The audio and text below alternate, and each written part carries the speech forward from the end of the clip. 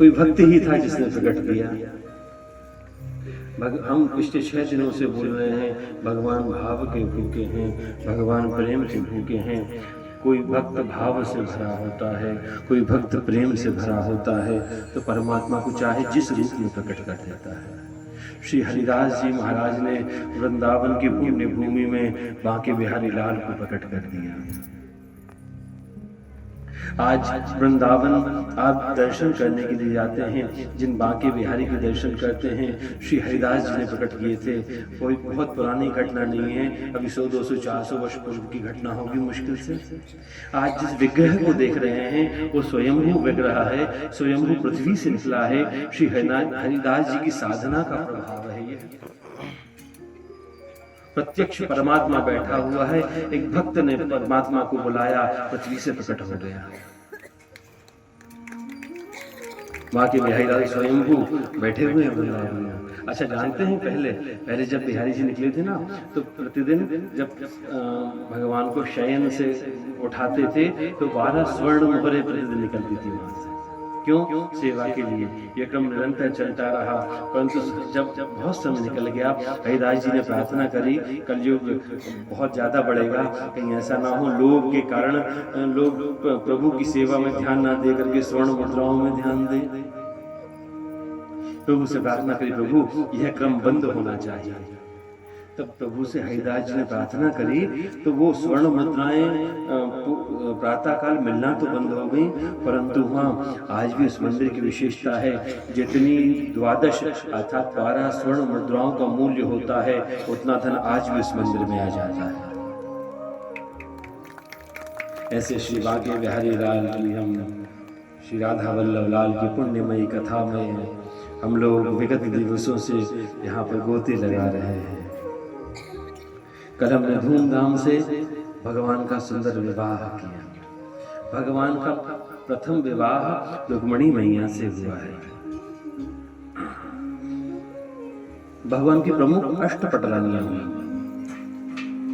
सबसे पहला विवाह भगवान का रुक्मिणी जी से हुआ, कल आपके सामने कथा निवेदन करी। भगवान का द्वितीय विवाह जाम्बवती से हुआ। रीच कन्या है ये जाम्बवती।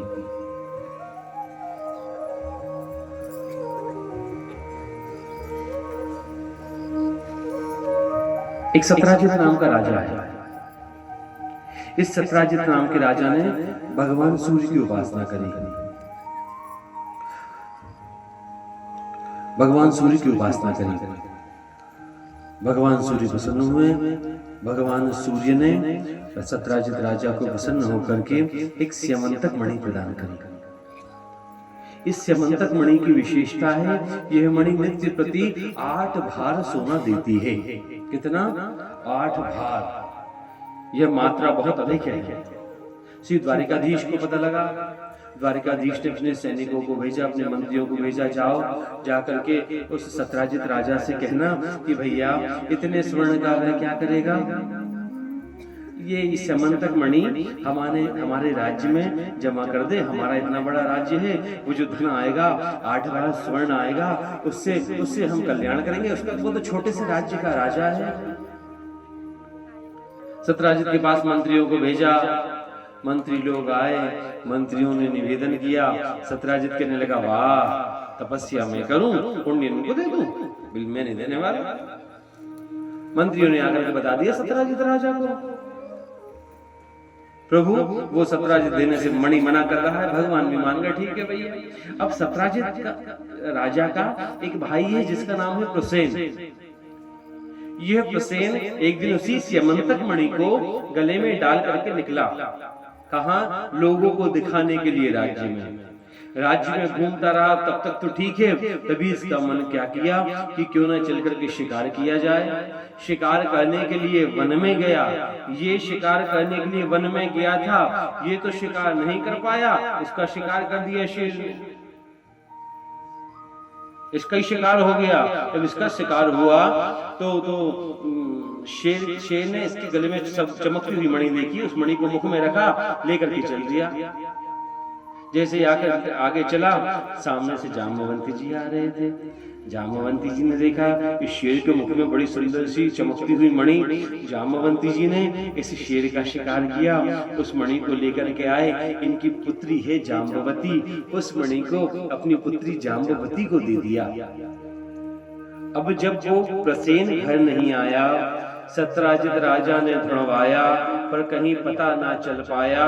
जब पता नहीं चला तो सत्यराजित राजा अपनी पत्नी से कहने लगा, हो ना हो मुझे लगता है कि ये जरूर द्वारिकाधीश की चाल है। उसकी नजर मेरी मणि पर थी, उसकी दृष्टि मेरी मणि पर थी।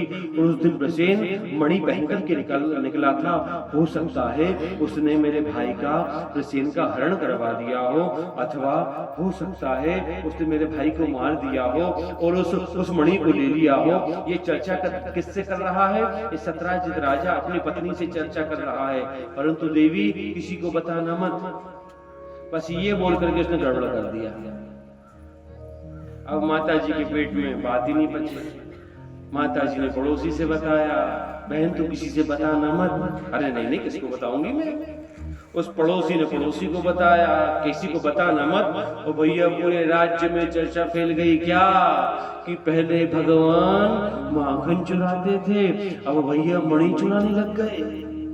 पूरे राज्य में चर्चा फैल गई, करने करने जपन जना, पूरे राज्य में चर्चा फैल गई। अच्छा, सत्यराजित ने बताया ये तो ठीक किया, पर ये बता के इसने डबल गड़बड़ कर दी, किसी को बताना मत। माता जी लोगों को युधिष्ठिर जी का श्राप लगा है कि कोई गुप्त बात बचा नहीं पाएंगी, इसलिए कोई गुप्त बात बता दो, ये बोल दो तो फिर आपने ज्यादा दिक्कत में आप पड़ सकते हैं। क्योंकि जब तक किसी को बताएंगे नहीं तब तक भैया पेट दुखना बंद होगा नहीं। अच्छा, ये सब सारी चर्चाएं पता कहाँ होती हैं? ये सारी चर्चाएं होंगी या तो मंदिर में